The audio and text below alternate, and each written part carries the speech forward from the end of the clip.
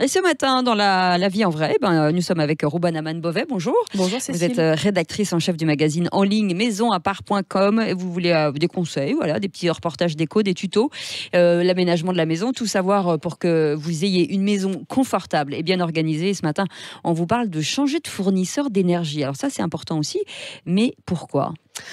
Eh bien, avant tout pour faire des économies. D'accord. C'est sûr que quand vous faites jouer la concurrence, c'est valable avec n'importe quel contrat. L'objectif, c'est d'avoir un tarif un petit peu plus avantageux. Ça peut aussi vous donner des options plus avantageuses. Et c'est vrai que les fournisseurs s'en chargent. Ils vous proposent de belles opportunités, en tout cas. Ce qu'il faut retenir, c'est que changer de fournisseur, c'est simple. C'est beaucoup plus simple qu'on ne le pense. Parce qu'en fait, il y a une forme, j'allais dire, d'automatisation. C'est pas exactement ça. Mais si vous choisissez un deuxième fournisseur, c'est lui qui va se charger effectivement de résilier votre contrat avec le précédent fournisseur. Bah oui, très content de retrouver un nouveau client. Exactement. Donc, il va bien vous aider. Il n'y a pas de changement de compteur électrique, puisque le compteur n'appartient pas au fournisseur, mais au réseau. Ah oui. Voilà, il n'y a pas de coupure normalement. C'est-à-dire que le nouveau fournisseur doit prendre le relais automatiquement. Exactement. Ça, en théorie, c'est comme ça. C'est-à-dire que la fourniture ne change pas. C'est la facture que vous adressez à quelqu'un d'autre.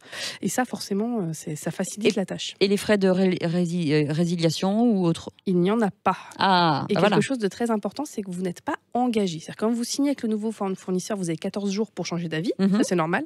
Mais surtout, si dans 6 mois, vous changez d'avis, vous pouvez prendre un troisième fournisseur. Rien ne vous en empêche. Si vous quittez les tarifs réglementés du gaz ou de l'électricité, vous pouvez aussi y revenir, ce qui n'a pas toujours été le cas. Donc sachez que vraiment vous avez les mains libres. Très autonome. Voilà, exactement. Comme vous changeriez de fournisseur de téléphone portable, enfin d'opérateur, vous pouvez changer de fournisseur d'énergie. Alors ce qu'il faut comparer, parce que c'est ça aussi qui est important, à part les tarifs, il y a d'autres choses.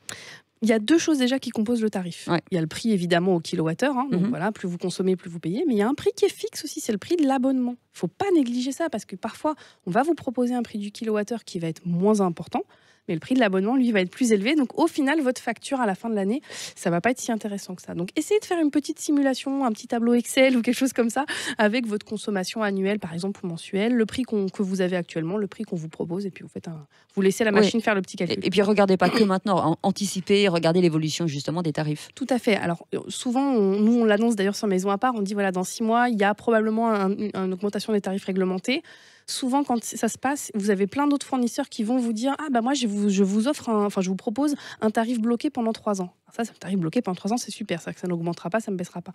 Mais dans 3 ans, pensez à refaire jouer la concurrence. Vous pouvez peut-être trouver quelque chose de plus intéressant. Et le mode de facturation aussi ? Oui. Alors, soit on vous facture la consommation réelle, donc vous relevez vous-même votre compteur tous les mois, soit une estimation. Donc là, ça dépend un petit peu de ce qui vous arrange le mieux. Et puis, si vous êtes un peu écolo, ce qu'il faut être, c'est l'origine de l'énergie surtout. C'est très important. Il y a beaucoup de fournisseurs qui jouent sur ça, qui garantissent une énergie 100% verte, comme on dit entre guillemets.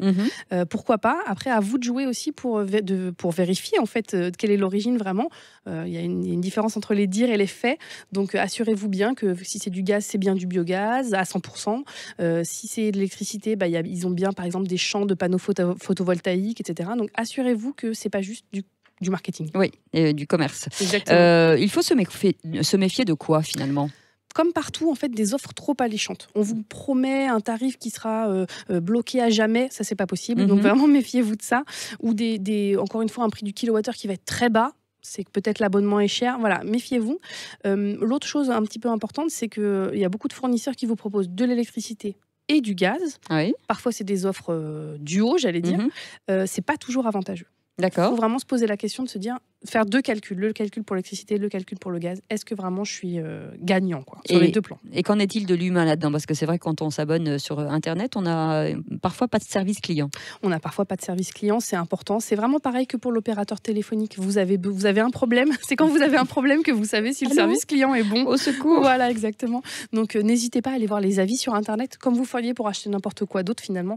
Voilà, il y a des fournisseurs qui font plus ou moins attention à leurs clients. Donc, à vous de comparer, de faire jouer la concurrence. Voilà, c'est très clair, on a tout compris. Merci beaucoup, Rouban Aman-Bovet.